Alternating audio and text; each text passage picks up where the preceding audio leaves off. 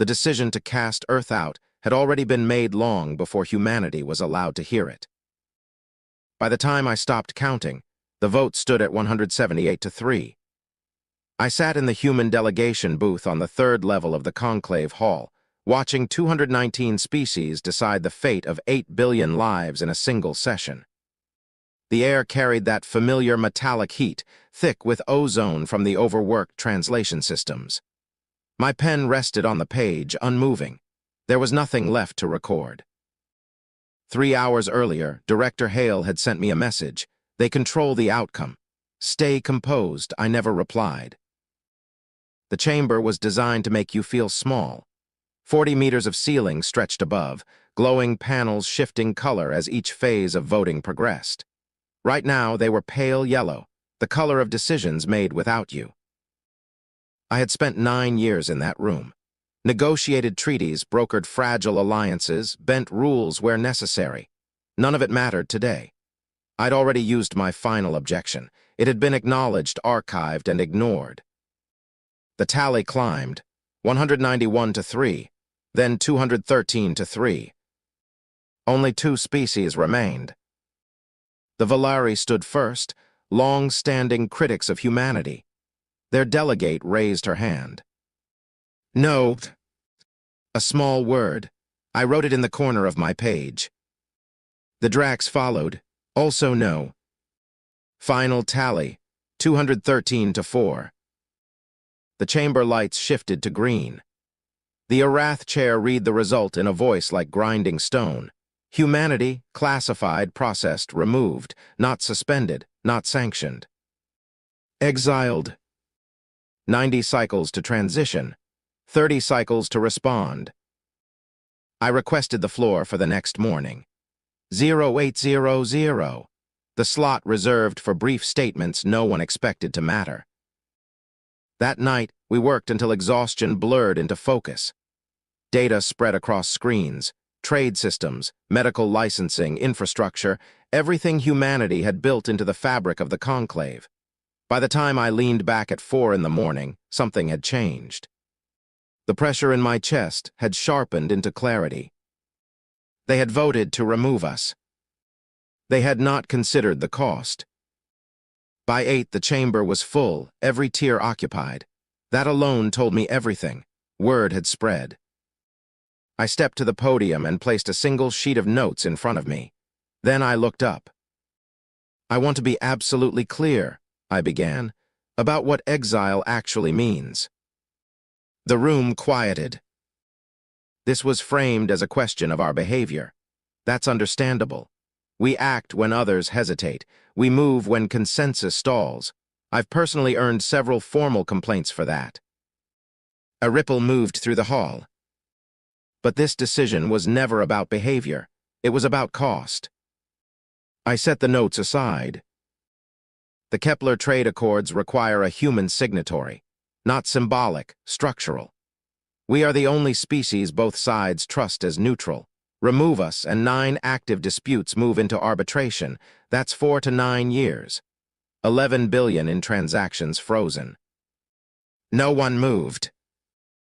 The Sheth quarantine corridors, maintained by 44 human personnel. Your own medical board classifies the risk as intolerable for nearly all species. We volunteer. 11 years, 0 transmission events. I let it settle.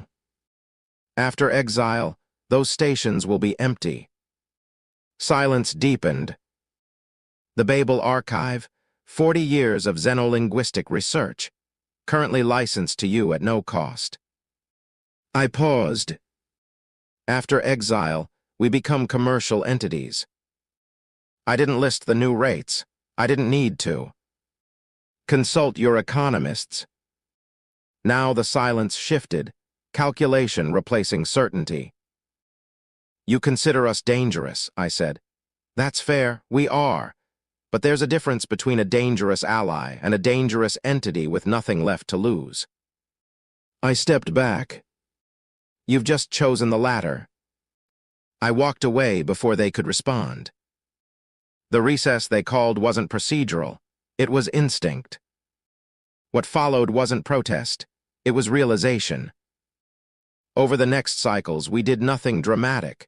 No threats, no retaliation. We simply stopped giving things away. Medical compounds, repriced. Translation systems, licensed. Infrastructure, build. The galaxy didn't panic. It adjusted, slowly at first, then all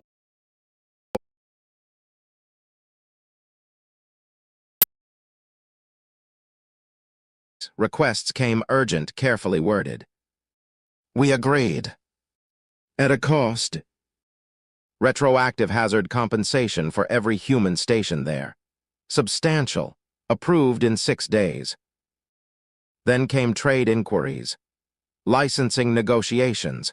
Quiet messages through unofficial channels. They weren't asking us to stay. They were asking how expensive leaving would be. 2 weeks later, the conclave called an emergency session. Not to finalize Exile. To renegotiate it. The room was smaller this time. No audience, just decision-makers and the weight of consequences. They presented a new classification, Strategic Associate. Better terms, expanded privileges, stronger protections. A good offer. Not enough. I placed a single sheet on the table. Humanity will consider reintegration under the following conditions. The first, return of the Kepler colonies, full transfer, no phased oversight. The second, permanent veto authority on decisions affecting human systems. The third, joint ownership of infrastructure we had built, relay networks, archives, quarantine systems, shared funding, equal revenue. The fourth, a permanent seat on the Security Council. Not a request. A correction. Silence followed. They asked what was negotiable. Timelines, I said. Funding structures, administrative details. And what isn't? The veto, the seat, the colonies. They asked what I wanted. For this system to stop failing the way it already has. For a long moment, no one spoke. Then they asked for time. They didn't take long. By the next session, their resistance had shifted into refinement.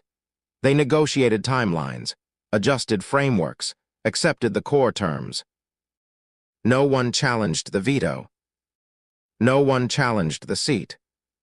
The agreement was signed on cycle 79. 10 cycles before Exile became permanent. They chose the same room where the Kepler Accords had been signed 9 years earlier. Same table, same stale air.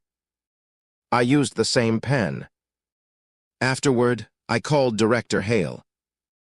We got it back, I said. All of it.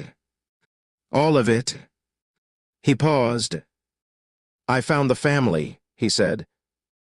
I closed my eyes. A transit station, 2 systems out, the girl's 16 now. 16. Old enough to remember losing a home. Tell them they can come back, I said. I willed. That was the part that mattered. Not the votes, not the negotiations, not even the victory. A girl going home. 280 people who had stood at the edge of mapped space, finally recognized. 9 years inside the system, learning its rules. 19 cycles outside it, learning its limits. It turned out the outside had better leverage. I finished the coffee someone had left on my desk. It was cold. I drank it anyway,